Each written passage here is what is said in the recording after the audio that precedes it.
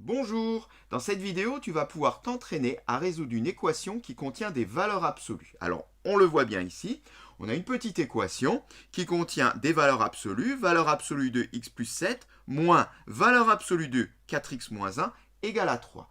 Donc, je te laisse résoudre cette équation, tu peux mettre la vidéo en pause, on corrige ensuite. Correction. Alors, ce qu'il faut déjà se souvenir, c'est que la valeur absolue, c'est en fait une notation. Une notation qu'il va falloir comprendre et se défaire pour résoudre notre équation. Car quand je regarde valeur absolue de x plus 7, pour l'instant ça forme un tout. Je ne vais pas pouvoir faire d'opération algébrique, comme j'ai l'habitude de le faire pour les équations, pour modifier mon x plus 7. Et il en est de même de la valeur absolue de 4x moins 1. Donc il faudrait déjà comprendre ce que cela signifie, mais également pouvoir se défaire de cette valeur absolue. Ce qu'il faut se souvenir, c'est que de façon générale, valeur absolue de A est égale à A si A est positif, est égale à moins A si A est négatif. Alors, ça paraît évident si A est positif. On va tout simplement prendre un exemple. Je prends valeur absolue de 5. La valeur absolue de 5, c'est clairement égal à 5. Je prends un négatif, donc deuxième situation. Je prends valeur absolue de moins 4. Alors, si j'applique ma règle, valeur absolue de moins 4 est égale à moins 4, puisque la valeur absolue de A, lorsque A est négatif, est égale à moins A, donc moins 4. Je mets donc des parenthèses. Mais moins 4, on sait bien que ça fait plus 4 ou tout simplement 4. Eh bien, oui, on retrouve bien ce qu'on sait déjà sur la valeur absolue, qui est, eh bien, le nombre sans le signe, valeur absolue de moins 4, c'est bien égal à 4. On voit là donc que notre propriété fonctionne bien, et donc que la valeur absolue d'une expression dépend du signe de cette expression. Revenons à notre expression donnée par l'équation. Le problème, c'est qu'ici, j'ai deux valeurs absolues. J'ai la valeur absolue de x plus 7, et j'ai la valeur absolue de 4x moins 1. Ce qui veut dire que il va falloir que je discute en fonction de la valeur de x, plus précisément dire quand x plus 7 est positif, il se passe quelque chose, quand x plus 7 est négatif, il se passe autre chose pour la première valeur absolue, mais il faut que je recommence pour la deuxième valeur absolue. Quand 4x moins 1 est positif, il se passe quelque chose. Quand 4x moins 1 est négatif, il se passe autre chose. Tout ça, c'est bien compliqué. Et pour simplifier l'affaire, eh bien, on va présenter tout ça dans un tableau. Préparons ce tableau et je te l'explique ensuite. Voilà, notre tableau est prêt. Alors, qu'est-ce qu'on trouve dans ce tableau? On trouve d'abord, eh bien, x. On l'a dit, les valeurs absolues dépendent des valeurs de x. La fonction est définie sur R, enfin la fonction, disons l'expression valeur absolue de x plus 7 moins valeur absolue de 4x moins 1 est définie sur R, il n'y a pas de souci. Donc je vais de moins l'infini à plus l'infini. Dans la première ligne, j'ai mis valeur absolue de x plus 7 et je vais voir comment s'écrit cette valeur absolue en fonction de x. Dans la deuxième ligne, enfin la troisième, j'ai mis valeur absolue de 4x moins 1 et pareil, je vais écrire comment elle s'écrit en fonction de x. Et ensuite, eh bien, je trouve toute l'équation, plutôt tout le membre de gauche de l'équation, valeur absolue de x plus 7 moins valeur absolue de 4x moins 1. Alors, la première question est de savoir déjà comment s'écrit valeur absolue de x plus 7 en fonction de x.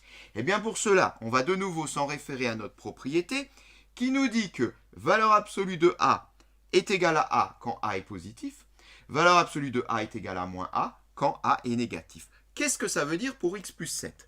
Bien, ça veut dire que valeur absolue de x plus 7 est égale à x plus 7 lorsque x plus 7 est positif, et valeur absolue de x plus 7 est égale à moins x plus 7 lorsque x plus 7 est négatif. Reste à savoir, qu'est-ce que ça veut dire ceci pour x? Autrement dit, à quel niveau se fait la transition?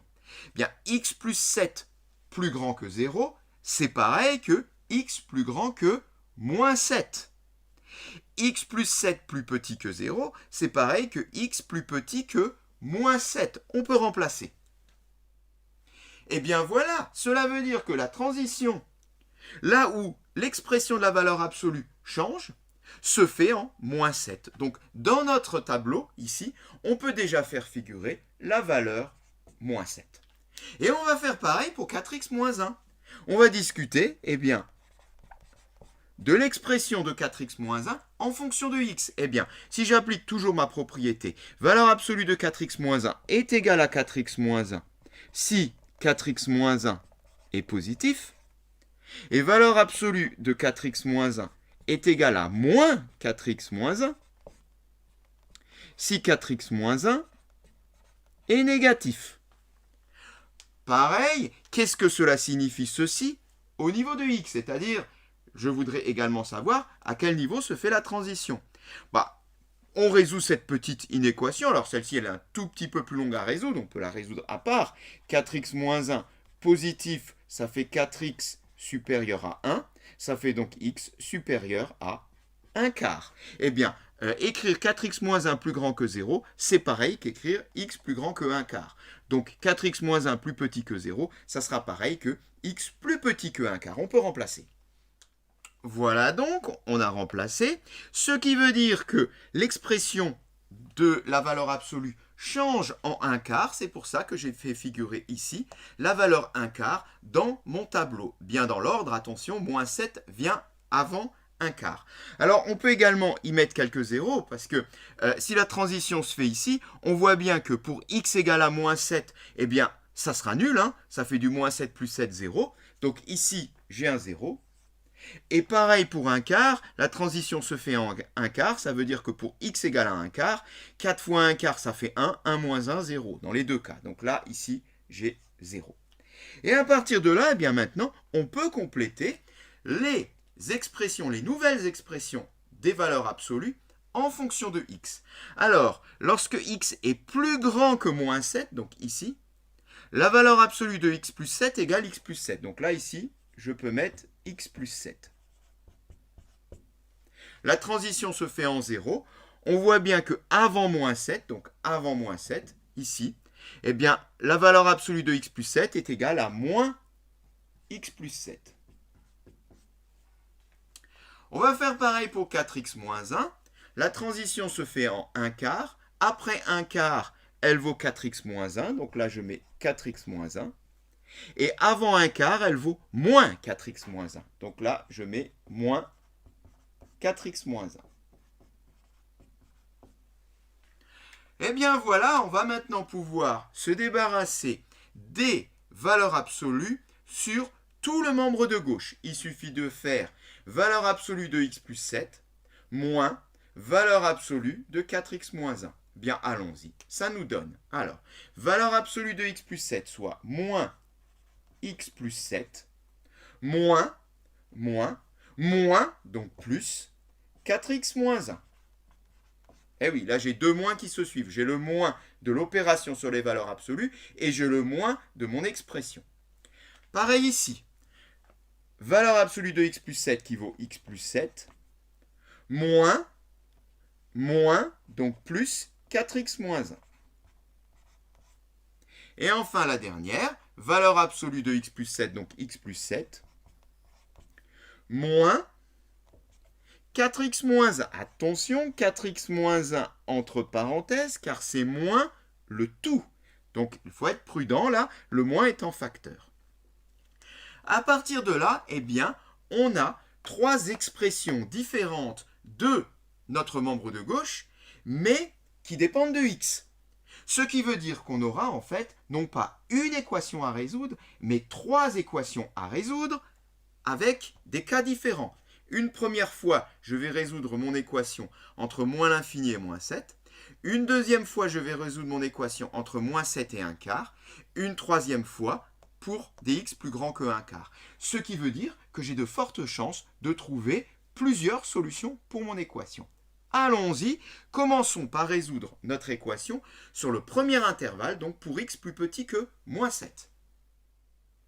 Alors, si x plus petit que moins 7, eh bien, le membre de gauche de mon équation s'écrit moins x plus 7 plus 4x moins 1. Le membre de droite s'écrit, là c'est 3, donc égal à 3. Ce qui veut dire que l'équation de départ, dans le cas où x est plus petit que moins 7, est celle-ci. Résolvons cette équation, et ça c'est facile, c'est une équation du premier degré, avec des petites parenthèses, on sait bien faire. Alors c'est parti, je distribue le moins, ça fait moins x moins 7, je distribue le plus 4x, moins 1, égale à 3. On réduit moins x et 4x, ça nous fait 3x, moins 7 et moins 1, ça nous fait moins 8, égale à 3.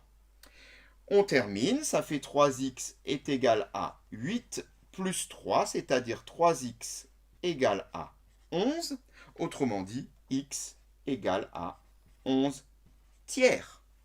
Alors, x égale à 11 tiers est la première solution.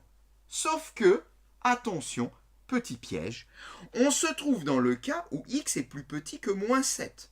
Ce qui veut dire que si je trouve une solution, elle doit nécessairement être dans l'intervalle moins l'infini, moins 7. Si ce n'est pas le cas, je dois exclure cette solution, même si je l'ai trouvée. Eh bien ici, 11 tiers est positif. Là, je suis avec des valeurs qui sont plus petites que moins 7. 11 tiers n'est pas plus petit que moins 7. Eh bien 11 tiers n'est pas solution de mon équation. Cette solution, je l'élimine. 11 tiers n'est pas solution car 11 tiers est plus grand que moins 7. On passe au deuxième cas avec des x compris entre moins 7 et 1 quart. Dans ce cas-là, mon équation devient, membre de gauche, x plus 7 plus, alors je peux directement enlever les parenthèses, j'ai un plus, 4x moins 1 égale à, membre de droite, 3. On réduit x et 4x font 5x, plus 7 moins 1 plus 6 égale à 3, soit 5x est égal à 3 moins 6, c'est-à-dire 5x égale à moins 3, ou encore x égale à moins 3 cinquième. Est-ce que moins 3 cinquième, cette solution, est acceptée, contrairement à l'autre cas où elle n'était pas? Est-ce que moins 3 cinquième est dans cet intervalle? Oui, moins 3 cinquième, bon, ça fait un peu plus que moins 1. Là, on est compris entre moins 7 et 1 quart, moins 3 cinquième est bien dans l'intervalle. Donc, x égale moins 3 cinquième convient, ceci est une des solutions de notre équation. On a déjà trouvé une première solution. Eh bien, on va poursuivre maintenant et finir d'ailleurs avec le dernier cas où on se trouve avec des valeurs plus grandes que 1 quart. Alors, si x est plus grand que 1 quart, dans ce cas, le membre de gauche s'écrit comme ça, c'est-à-dire x plus 7 moins 4x moins 1 égale toujours à 3. Bien, résolvons cette dernière équation et on verra si on trouve une solution. Ça donne x plus 7 moins 4x plus 1 égale à 3. Je réduis x moins 4x moins 3x. 7 et 1, 8, égale à 3. Soit moins 3x égale à 3 moins 8. 3 moins 8, ça fait moins 5, donc moins 3x égale à moins 5. J'ai plus qu'à finir. Les deux moins ici s'en vont. X égale donc 5 tiers. Est-ce que x égale 5 tiers convient? Est-ce que 5 tiers est plus grand que 1 quart? Bien oui, 5 tiers est plus grand que 1, donc nécessairement plus grand que 1 quart. Autrement dit, x égale 5 tiers est également solution de notre équation.